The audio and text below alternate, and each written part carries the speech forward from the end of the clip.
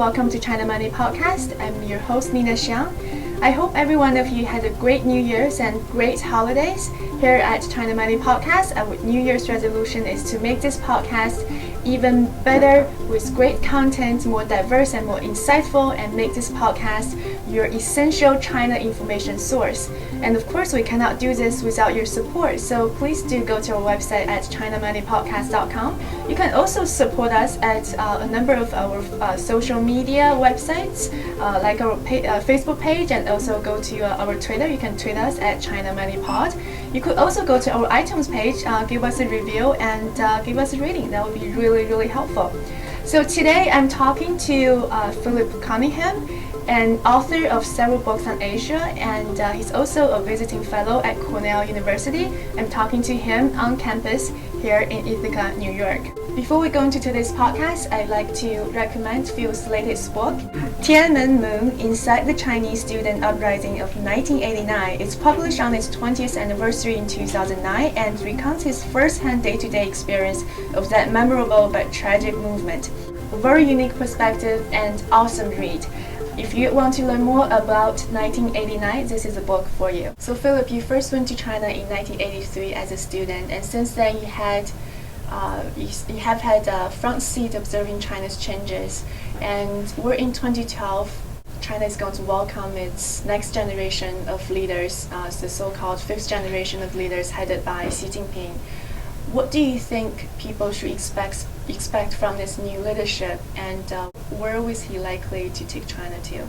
Xi Jinping is a very interesting person. I'd like to know more about him. I think we're beginning to learn about him, but it's mostly managed information, press releases and favorable information, of course. But you know, he's someone I'm interested in him partly because of his pedigree. His father is a very interesting person in the Communist Party.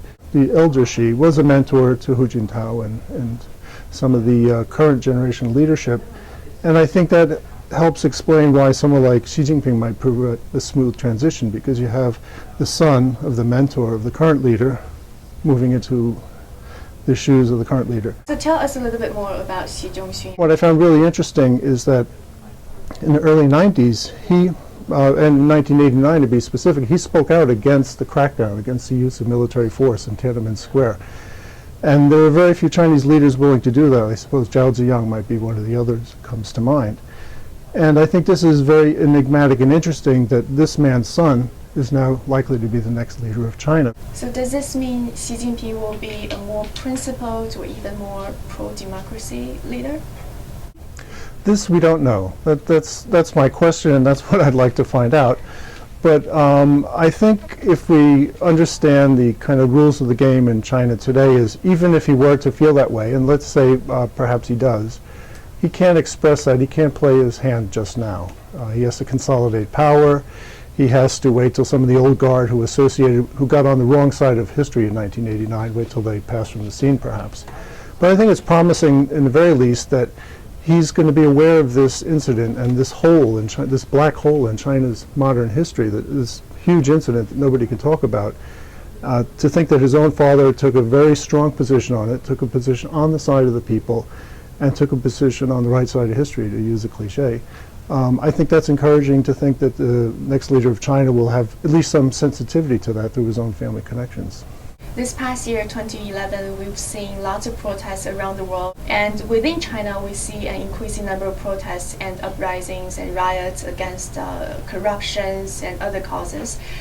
Do you see China is in danger of developing to a mass protest or movement that's similar to what happened to Egypt or even in 1989? I think China looks pretty stable to me. I don't see a chance of there's sparks. I don't see a chance of the prairie fire right now, because I think prosperity brings a kind of fire quenching capacity. So I think the prosperity right now is such that you have a lot of people doing well. You have truly disenfranchised and unhappy people in China, and they should be paid more attention to, and they should be empowered. But I think it could muddle through. I think things could go like this for quite a long time. So would you say 5 years, 10 years? Well, that, it's very hard. And again, if we go back to the 1980s, I was in China in 1986, 87. There was a student movement. It was crackdown. It was cleaned up. There was anti-spiritual pollution campaign. And then Fan Lizhe lost his position. But basically, you could say the party handled it very well because it went away. 2 years later, it was back, and it was back in a bigger and unpredictable way. It emerged on Tiananmen Square. So should investors be confident about investing in China for the long term? When it comes to investing, I would say watch out for transition periods, because we're in one now, and there are, people jostling for power, and that's going to have some side effects and some unintended consequences. But do you see ultimately that China will have some kind of upheaval or revolution-like movement that will change the country's political system to a more stable one?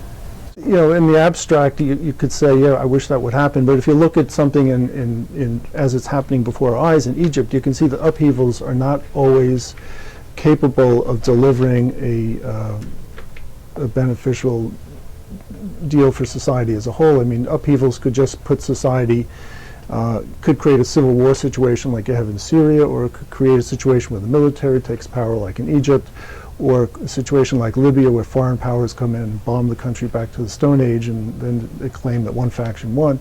I don't see these as huge positive gains. I see a lot of pain, loss, death, and destruction. So I'm not a big believer in upheaval for upheaval's sake, but I think sometimes they become inevitable. Thank you so much, Phil, for being on the program. It's really nice talking to you, and I'd like to continue the conversation. Thank you.